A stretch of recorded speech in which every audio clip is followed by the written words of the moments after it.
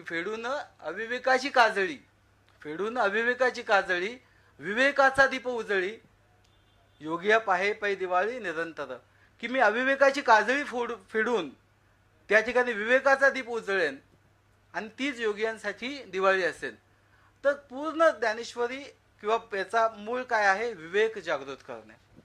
म्हणून मार्गाधारे वर्तावे, की मार्गाच्या आधारे वर्तन केलं पाहिजे आणि विश्व मोहरे लावावे. म्हणजे आपण म्हणतो मोहरे, हा मोहरक्या नावाचा शब्द आहे ना, तो या मोहरेवरनं आलेला आहे. मोहरे लावावे म्हणजे विश्वाला पुढे घेऊन जावं, पुरोगामित्व असावं. जे आहे ना, माहीत जरा का होईना, थोडं का होईना, मी त्याला पुढे घेऊन जाईन. मी त्याचा एक म्हणजे काय लीड करेन.